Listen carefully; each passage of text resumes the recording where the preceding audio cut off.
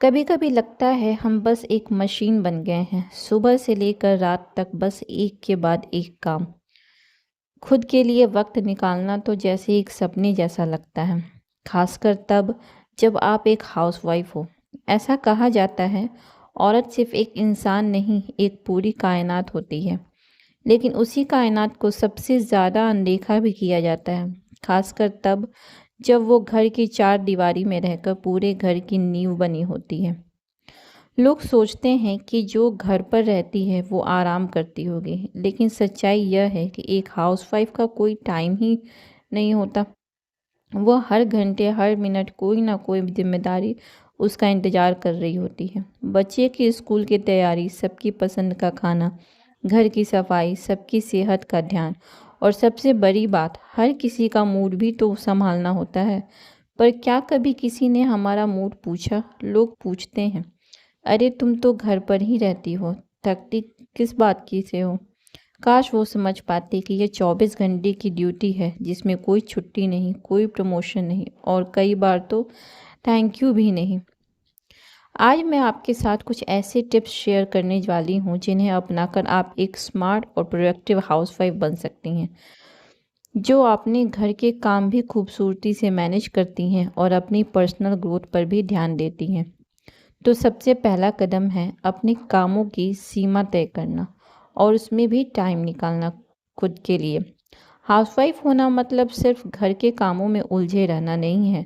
हमें अपनी personal growth के लिए भी कुछ समय निकालना चाहिए, जैसे कि कोई नया स्किल सीखना, आर्ट, म्यूज़िक, नई भाषा, अधूरी पढ़ाई पूरी करना, या कोई घर से शुरू होने वाला छोटा बिजनेस। जितना आप अपने रूटीन को डाइवर्सिफाई करेंगी, उतना ही आपकी पर्सनालिटी और माइंड ग्रो करेगा।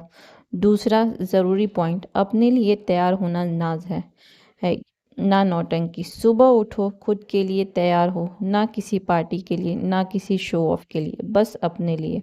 जब आप खुद को आईने में अच्छे से देखोगे तो अंदर एक अलग ही एनर्जी आएगी।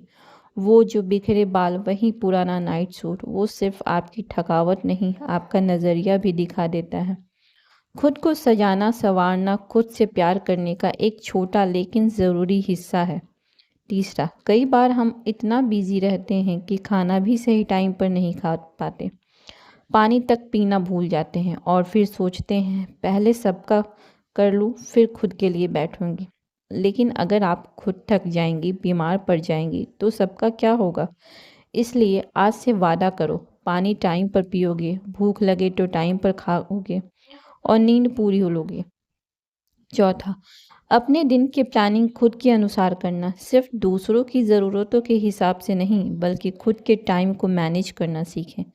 जब आप अपना शेड्यूल खुद बनाएंगे, तब आप जान पाएंगे कि किस वक्त क्या ज़रूरी है और क्या नहीं। पांचवा, डिजिटल दुनिया तुम्हारे लिए भी है। आज के दौर में बहुत कुछ घर से किया जा सकता है। अगर आप चाहो तो कोई कोर्स कर सकते हो, कोई ऑनलाइन काम, छोटी सी अपनी दुकान, या फिर इंस्टा पर कुछ क्रिएटिव करना शुरू कर सकते हैं। इससे ना सिर्फ थोड़ी बहुत अर्निंग होगी, बल्कि आपको अंदर से एक सुकून भी मिलेगा कि हाँ, मैं सिर्फ खर्च नहीं, योगदान भी दे रही हूँ। छठा, फ्री टाइम को पॉजिटिव तरीके से इस्तेमाल करना। बहुत सी हाउसवाइफ जब फ्री होती है ना, तो या तो वो सीरियल देखती हैं या फिर निगेटिव सोचने लगती हैं। मैं तो कुछ नहीं कर पा रही हूँ, मैं कहाँ जाऊँ, इस सोच से बचें। अपने फ्री टाइम में किताबें पढ़ें, अपने ड्रीम्स और गोल्स पर सोचें, लिखें, खुद से जुड़ने की कोशिश करें। सातवां, दोस्त बातचीत और अपडेट रहना भी सेल्फ केयर है। अपना सोशल सर्कल खत्म मत होने दो। कभी एक दोस्त से फ़ोन पर बात कर लो, कभी किसी पुराने फ्रेंड से मिल लो, कुछ नया पढ़ो, न्यूज़ देखो, टेक्नोलॉजी को समझो, ताकि आप बच्चों के साथ कनेक्ट रह सको। जब आप अपडेट होंगी तो बच्चों के नज़र में भी आपकी इज्जत और भरोसा बढ़ेगा। आठवां, बजट बनाना और समझाना सीखिए। कई बार हाउसवाइफ को ऐसा लगता है कि क्योंकि वह पैसे नहीं कमा रही हैं, इसलिए घर के पैसों पर बात करना उनका हक नहीं है। लेकिन घर का बजट चलाना एक बहुत बड़ी जिम्मेदारी है, और वह सिर्फ पैसे कमाने से नहीं, उसे समझने से अभी आती है। हर महीने की इनकम, खर्च, सेविंग और ज़रूरतों की लिस्ट बनाइए। एक छोटी डायरी रखें जहाँ रोज के छोटे बड़े खर्च लिखे जाएं। अगर मुमकिन हो तो हर महीने कुछ छोटी सेविंग खुद के लिए अलग रखें, ताकि किसी दिन कुछ अपने लिए खरीदने का मन हो तो आप बिना झिझक के खरीद पाएं। यह फाइनेंशियल अवेयरनेस आपको एक आत्मनिर्भर एहसास देगा, जो बहुत एम्पावरिंग होता है। नया डिजिटल डिटॉक्स ज़रूरी है। आजकल दिन की शुरुआत ही मोबाइल स्क्रॉल करने से होती है और रात को भी उसी के साथ नींद आती है। हम सोचते हैं, देखो उसकी लाइफ कितनी सेट है, मैं तो बस घर में ही रह गई। लेकिन यह कंपैरिजन भी सबसे ज़्यादा नुकसानदायक होता है। इसलिए हफ्ते में कुछ घंटे या एक दिन ऐसा रखें जब आप मोबाइल को साइड में रख दें, बच्चों से बातें करें, पति के साथ चाय पिए, कोई किताबें पढ़ें या फिर बस अपने साथ बैठें। बिना स्क्रीन के आज जब आप खुद से जुड़ती हैं, वहीं असली शांति मिलती है। 10वां, ना कहना सीखें, वह भी बिना गिल्ट के। कई बार हम औरतें यह सोचती हैं कि अगर हमने किसी को मना किया तो सामने वाला नाराज हो जाएगा या फिर हमें बुरा समझेगा। लेकिन सच यह है कि हर बात मानना, हर चीज़ करना और सबकी उम्मीदों पर खरा उतरने की कोशिश हमें थका देती है, इमोशनली भी और फिजिकली भी। इसलिए ज़रूरत पड़े तो बिल्कुल साफ शब्दों में कहिए, माफ़ कीजिए, यह मैं नहीं कर पाऊंगी। क्योंकि आपकी एनर्जी अनलिमिटेड नहीं है, उसे वाइजली खर्च करना ही समझदारी। 11वां, खुद को कभी बस गणी मत कहे। हम कई बार खुद को ही कम समझ लेते हैं। मैं तो बस एक हाउसवाइफ हूँ, लेकिन सोचिए, क्या आप सिर्फ एक खाना बनाने वाली हैं या सिर्फ बर्तन धोने वाली? बिल्कुल नहीं। आप एक मैनेजर हैं, काउंसलर हैं, हेल्थ केयर प्रोवाइडर हैं, प्लानर हैं और एक लीडर भी। अपने काम के रिस्पेक्ट सबसे पहले आपको खुद करनी होगी। जब आप अपनी पहचान को प्राउडली अपनाएंगे, तभी दुनिया भी आपको उसी नज़र से देखेगी। 12वां, अकेले समय बिताना अपराध नहीं है।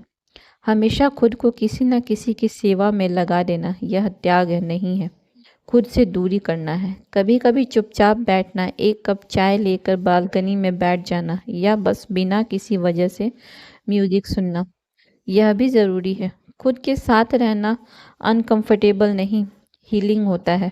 यह समय आपको रिचार्ज करता है ताकि आप फिर सबके लिए खुद को अच्छे से दे सकें।